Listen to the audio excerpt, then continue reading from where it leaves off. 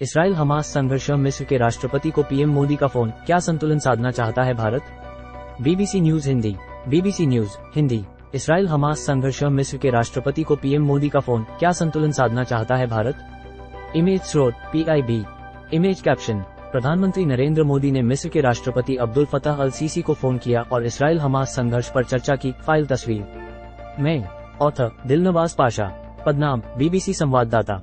4 घंटे पहले संयुक्त राष्ट्र में मानवीय आधार पर इसराइल हमास के बीच संघर्ष विराम के प्रस्ताव पर मतदान से भारत अनुपस्थित रहा, लेकिन अगले ही दिन प्रधानमंत्री नरेंद्र मोदी ने मिस्र के राष्ट्रपति अब्दुल फताह अल सीसी से फोन पर बात की। मिस्र की सरकार के बयान के मुताबिक दोनों नेताओं ने इसराइल के गजा में सैन्य अभियान और उससे जुड़े ताज़ा घटनाक्रम पर चर्चा की। दोनों नेताओं ने गजा के मानवीय संकट पर भी चर्चा की। प्रधानमंत्री नरेंद्र मोदी ने भी सोशल मीडिया पर बातचीत की जानकारी दी। प्रधानमंत्री नरेंद्र मोदी ने कहा, राष्ट्रपति अल सीसी के साथ पश्चिमी एशिया में खराब हो रहे सुरक्षा और मानवीय हालात पर चर्चा की।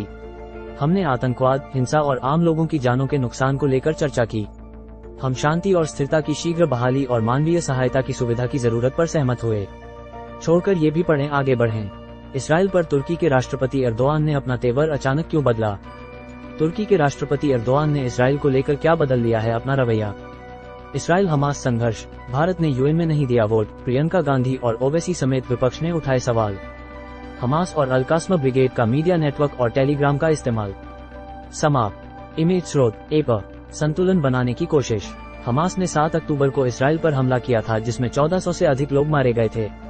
इसराइल हमास को समाप्त करने के उद्देश्य से लगातार गजा पर हमले कर रहा है। इसराइल ने जमीनी अभियान भी शुरू किया है। अब तक गजा में 8000 से अधिक लोग मारे गए हैं।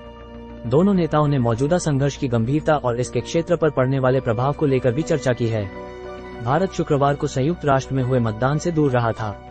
भारत इसराइल और फिलिस्तीनियों के बीच संघर्ष में अपनी विदेश नीति में संतुलन बनाने के प्रयास कर रहा है। हमले के तुरंत बाद जहां भारत ने कहा था कि वो पूरी तरह से इसराइल के साथ खड़ा है, वहीं भारत ने ये भी कहा है कि वो स्वतंत्र फलस्तीनी राष्ट्र के निर्माण को इस संकट के समाधान के रूप में देखता है।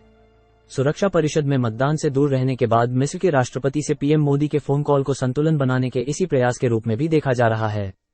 दिल्ली की जामिया यूनिवर्सिटी में प्रोफेसर और अंतर्राष्ट्रीय मामलों की जानकार प्रोफेसर सुजाता ऐश्वर्या कहती हैं, भारत भले ही संघर्ष विराम पर मतदान से दूर रहा, लेकिन भारत पर दबाव है कि वो फलस्तीनी मुद्दे पर अपने पारंपरिक स्टैंड पर बना रहे। भले ही भारत इसराइल के साथ खड़ा रहे, लेकिन फलस्तीनियों का भी समर्थन करता हुआ भी दिखे। इमेज स्रोत गेटी इमेजेस। क्या प्रधानमंत्री नरेंद्र मोदी के अल सीसी से बात करने से युद्ध के हालात पर कोई असर पड़ सकता है। इस सवाल पर प्रोफेसर सुजाता कहती हैं, भारत के प्रधानमंत्री ने सीसी से बात की है, इसका कोई खास असर नहीं पड़ेगा। ये सिर्फ बातचीत ही है, इसे एक तरह से औपचारिकता कहा जा सकता है। ग्लोबल साउथ विकासशील देश के अधिकतर देशों ने संघर्ष विराम का समर्थन किया है। हालांकि विश्लेषक मानते हैं कि ये देश संघर्ष विराम लागू कराने की स्थिति में नहीं है। प्रोफेसर सुजाता कहती हैं, अरब देश मानवाधिकार संघर्ष विराम लागू कराने का प्रयास तो कर रहे हैं, लेकिन जो खुला समर्थन इसराइल को पश्चिमी देशों की तरफ से मिल रहा है, उसके सामने उनकी आवाज बेअसर है। ग्लोबल साउथ अभी कमजोर है और उसका इतना प्रभाव नहीं है कि वो संघर्ष विराम लागू करा सके। इसराइल हमास संघर्ष रोकने में क्या मिस्र निभा पाएगा अहम भूमिका। 26 अक्टूबर 2023। गजा का हाल बताते जब रो पड़ी फलस्तीनी प्रतिनिधि यूएन में सामने थे इस्राइली नुमाइंदे। 22 अक्टूबर 2023। इस्लामिक जिहाद क्या है, जिसे गजा के अस्पताल पर हमले का जिम्मेदार मानता है इसराइल। 20 अक्टूबर 2023। इमेज स्रोत गेटी इमेजेस। गजा के लिए एकमात्र रास्ता मिस्र से। मिस्र इसराइल का पड़ोसी है, उसकी सीमा गजा से भी लगती है। मिस्र के सिनाई क्षेत्र और गजा के बीच रफा चौकी एकमात्र ऐसा रास्ता है जो पूरी तरह से इसराइल के नियंत्रण में नहीं है। रफा क्रॉसिंग के अलावा गजा को जाने वाले हर मार्ग पर इसराइल का सख्त नियंत्रण है। हालांकि रफा को भी इसराइल नियंत्रित करता है और इसराइल की मंजूरी के बाद ही सामान गजा में जा पाता है। पिछले कुछ दिनों में इसराइल ने बेहद सीमित मात्रा में राहत सामग्री को गजा में जाने दिया है। भारत ने भी मदद भेजी है, लेकिन इसके गजा पहुंचने के लिए इसराइल की मंजूरी अनिवार्य है। इमेज स्रोत BBC। इसराइल के लिए युद्ध के हालात में ये भी मुश्किल है कि वो हर सामान की गहनता से जांच कर पाए। प्रोफेसर सुजाता कहती हैं, जब भी कोई सामान रफा सीमा के जरिए जाता है, इसराइल उसकी गहनता से जांच करता है। अब युद्ध और मुश्किल हालात की वजह से इसराइल हर चीज की जांच नहीं कर पाएगा। इसराइल के लिए ये मुश्किल है कि वो बिना जांच परख के सामान को गजा जाने दे। मदद के लिए रफा क्रॉसिंग पर तैयार कई ट्रक, गजा में फंसे लाखों लोगों के लिए लंबा होता इंतजार। 19 अक्टूबर 2023। गजा के अस्पताल में धमाके से 500 की मौत, क्या कह रहे हैं सऊदी अरब, ईरान और खाड़ी के बाकी देश। 18 अक्टूबर 2023। बाइडन से नहीं मिलेंगे अरब नेता, इसराइल दौरा क्यों बन गया है चुनौती। 18 अक्टूबर 2023। इमेज स्रोत गेटी इमेजेस। इमेज कैप्शन, सीमित मदद ही गजा पहुंच पा रही है, बढ़ रहा है मानवीय संकट। छोड़कर पॉडकास्ट आगे बढ़ें। दिन भर, पूरा दिन, पूरी खबर, दिन भर। वो राष्ट्रीय और अंतर्राष्ट्रीय खबरें जो दिन भर सुर्खियां बनी। दिन भर, पूरा दिन, पूरी खबर। समाप्त। इसी बीच गजा में काम करने वाली संयुक्त राष्ट्र की शरणार्थी एजेंसी UNWRA ने कहा है कि गजा में उसके भंडार पर हजारों लोगों ने हमला किया है और आटे जैसे जरूरी सामान लूट लिए हैं। एजेंसी ने कहा है कि ये इस बात का चिंताजनक संकेत है कि गजा में हालात नियंत्रण से बाहर हो रहे हैं और नागरिक प्रशासन समाप्त हो रहा है।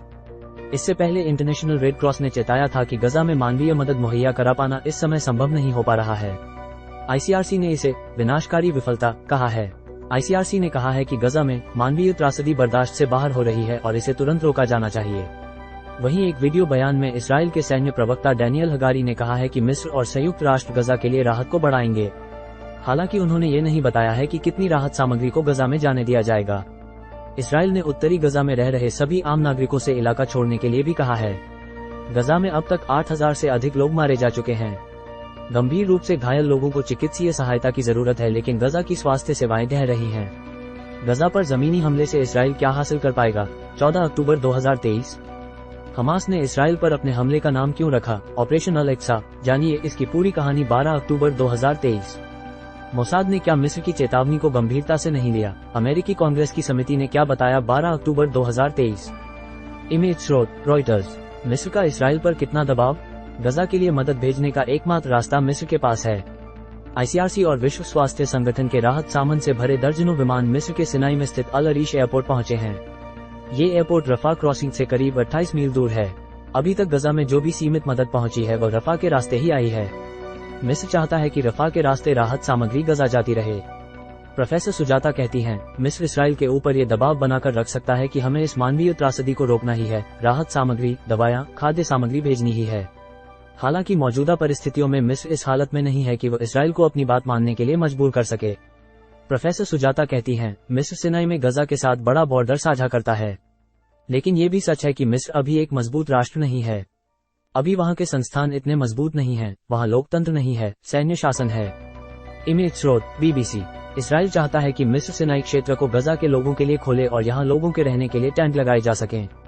मिस्र ने अभी तक ये स्टैंड लिया है कि वह गजा के शरणार्थियों के लिए अपनी सीमाएं नहीं खोलेगा।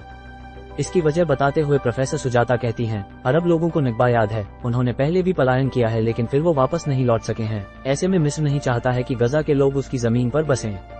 हालांकि ऐसा हो सकता है कि अगले कुछ दिनों में मिस्र दबाव में आ जाए और कुछ लोगों को दाखिल होने दे। वो कम से कम दोहरी नागरिकता रखने वाले लोगों को आने दे।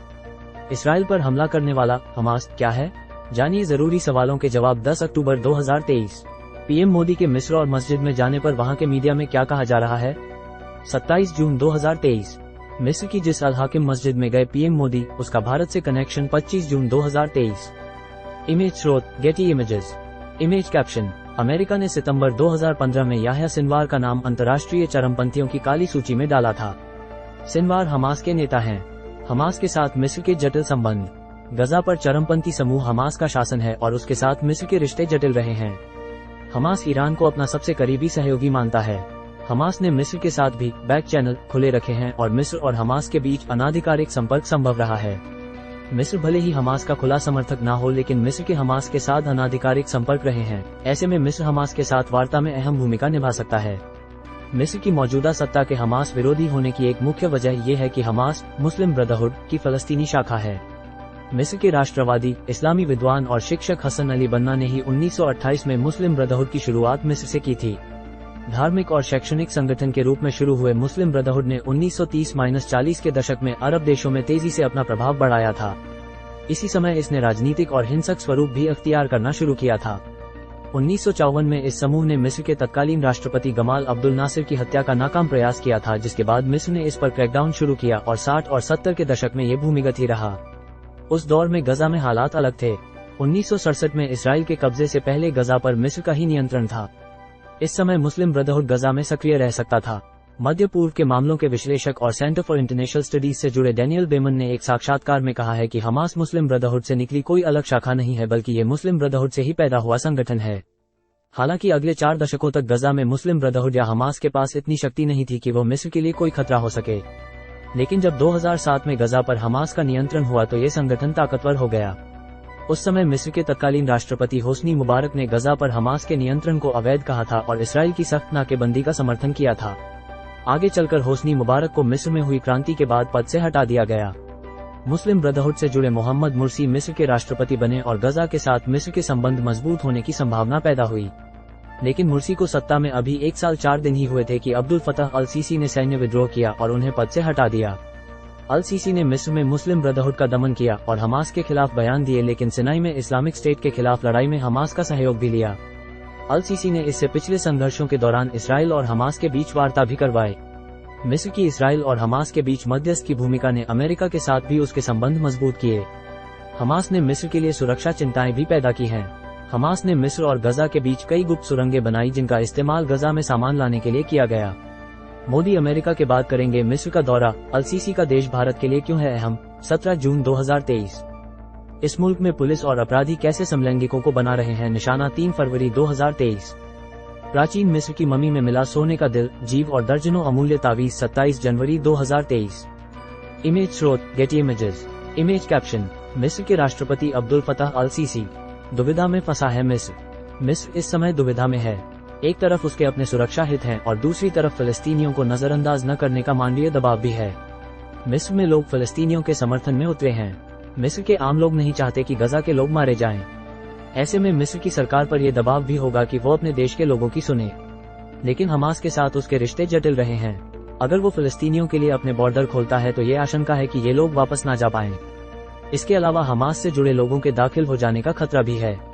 मिस्र अगर बहुत खुलकर फिलिस्तीनियों के समर्थन में आता है तो युद्ध के उसके क्षेत्र में फैल जाने का खतरा भी है। मिस्र इसराइल के साथ पहले हुए युद्धों में चोट खा चुका है। प्रोफेसर सुजाता कहती हैं, युद्ध से सभी को डर लगता है। मिस्र और दूसरे अरब देश जानते हैं कि अगर वो दखल देंगे तो युद्ध उनकी अपनी चौखट तक आ जाएगा। कोई अरब देश इतना मजबूत नहीं है कि वो पश्चिमी देशों के सामने इस युद्ध में शामिल हो सके। अरब देशों, मुस्लिम देशों में सड़कों पर गजा के लिए भारी समर्थन दिख रहा है, लेकिन ये समर्थन राजनीतिक फैसलों में बदलेगा ऐसा नजर नहीं आता। ये बस आक्रोश है जो सड़कों पर प्रकट हो रहा है। BBC हिंदी के एंड्रॉयड ऐप के लिए आप यहाँ क्लिक कर सकते हैं। आप हमें फेसबुक, ट्विटर, इंस्टाग्राम और यूट्यूब पर फॉलो भी कर सकते हैं। मिलते जुलते मुद्दे, मिस्र, इसराइल, अमेरिका, सऊदी अरब, तुर्की, राजनीति, फारस की खाड़ी, भारत, नरेंद्र मोदी, इसराइल और फलस्तीन। संबंधित समाचार। भारत का दोस्त मिस्र, जिसकी आपत्ति पर पाकिस्तान का प्रस्ताव नहीं हुआ था, पास 26 जनवरी 2023। इसराइल जिस समझौते से खुश था, उसका असर अरब में ऐसा क्यों। 5 जनवरी 2023। इसराइल और फिलिस्तीनियों के बीच मिस्र ने इस वादे पर करवाया संघर्ष विराम। 8 अगस्त 2022। अरब देशों के लोगों को नहीं भा रहा लोकतंत्र, खस्ता आर्थिक हालात से भरोसा टूटा। 11 जुलाई 2022। Top story. इसराइल का दावा, गजा से करेंगे हमास का सफाया, ऐसा हुआ तो क्या होगा। 2 घंटे पहले। लाइव। आंध्र प्रदेश में 2 पैसेंजर ट्रेनों की टक्कर, 6 लोगों की मौत, 25 घायल। 29 अक्टूबर 2023। वर्ल्ड कप पर भारत ने इंग्लैंड को 100 रन से हराया, लगातार छठी जीत के साथ सेमीफाइनल में जगह पक्की। 5 घंटे पहले। जरूर पढ़ें। हिंदी पॉडकास्ट 2 सितंबर 2022। एक इस्राएली मां की आपबीती, जिनकी आंखों के सामने हमास ने बेटी की हत्या की। 26 अक्टूबर 2023। बाबर आजम पर हार के लिए उंगली उठाना कितना सही। 26 अक्टूबर 2023। अफगानिस्तान की जीत पर वहां के मीडिया में क्या छपा है। इरफान पठान डांस कर पाकिस्तान में घिरे। 25 अक्टूबर 2023। फिलिस्तीनियों और हमास पर दिए गए यूएन प्रमुख के बयान से भड़का इसराइल। 25 अक्टूबर 2023। हमास के कब्जे से रिहा हुई इसराइली महिला बोली, नरक से होकर आई हूं। 24 अक्टूबर 2023। हमास के कब्जे में वो इसराइली बंधक जिनका बरसों से अता पता नहीं, क्या कभी छूटेंगे। 24 अक्टूबर 2023। गजा पर ईरान की इसराइल को चेतावनी, अमेरिका का जवाब, नेतन्याहू बोले करो या मरो का मामला। 23 अक्टूबर 2023। कनाडा पर जयशंकर बोले हमने अभी बहुत कुछ बताया नहीं है, वहीं ट्रूडो अपने ही घर में घिरे। 23 अक्टूबर 2023। सबसे अधिक पढ़ी गई। एक भारत में सेक्स के लिए सहमति की उम्र पर फिर बहस क्यों शुरू हुई। 2 केरल में हमास के नेता की स्पीच से बरपा हंगामा, गरमाई सियासत। Press review. 3 इसराइल का दावा, गजा से करेंगे हमास का सफाया, ऐसा हुआ तो क्या होगा। 4 वर्ल्ड कप पर भारत की छठी जीत, 100 रनों से इंग्लैंड को हराकर सेमीफाइनल में पहुंचे। 5 इसराइल हमास संघर्ष। मिस्र के राष्ट्रपति को पीएम मोदी का फोन, क्या संतुलन साधना चाहता है भारत। 6 कितना खतरनाक हो सकता है छोटे बच्चों के साथ प्रैंक करना। 7 केरल बम ब्लास्ट, एक व्यक्ति ने किया सरेंडर। ईसाई सेंटर में धमाकों की ली जिम्मेदारी पुलिस। 8 अर्दोआन की फलस्तीन के समर्थन में रैली, इसराइल को लेकर कहा हम तैयारी कर रहे हैं। 916 साल का दूल्हा, 70 साल की दुल्हन। अंतिम अपडेट। 8 जुलाई 2,01,710। इसराइल की इंटेलिजेंस कैसे फेल हुई, हमास के हमले के बाद सवालों में मोसाद। एक भारत में सेक्स के लिए सहमति की उम्र पर फिर बहस क्यों शुरू हुई? 2 केरल में हमास के नेता की स्पीच से बरपा हंगामा, गरमाई सियासत, प्रेस रिव्यू। 3 इसराइल का दावा, गजा से करेंगे हमास का सफाया, ऐसा हुआ तो क्या होगा? 4 वर्ल्ड कप पर भारत की छठी जीत, 100 रनों से इंग्लैंड को हराकर सेमीफाइनल में पहुंचे। 5 इसराइल हमास संघर्ष, मिस्र के राष्ट्रपति को पीएम मोदी का फोन, क्या संतुलन साधना चाहता है भारत? 6 कितना खतरनाक हो सकता है छोटे बच्चों के साथ प्रैंक करना? 7 केरल बम ब्लास्ट, एक व्यक्ति ने किया सरेंडर, ईसाई सेंटर में धमाकों की ली जिम्मेदारी पुलिस। 8 अर्दोआन की फलस्तीन के समर्थन में रैली, इसराइल को लेकर कहा, हम तैयारी कर रहे हैं। 916 साल का दूल्हा, 70 साल की दुल्हन। अंतिम अपडेट 8 जुलाई 2017। 10 इसराइल की इंटेलिजेंस कैसे फेल हुई, हमास के हमले के बाद सवालों में मोसाद। आप बीबीसी पर क्यों भरोसा कर सकते हैं? इस्तेमाल की शर्तें, बीबीसी के बारे में, निजता की नीति, कुकीज, बीबीसी से संपर्क, डू नॉट शेयर और सेल माई इन्फो, सर्वाधिकार कॉपीराइट 2023 बीबीसी। बाहरी साइटों की सामग्री के लिए बीबीसी जिम्मेदार नहीं है। बाहरी साइटों का लिंक देने की हमारी नीति के बारे में पढ़ें।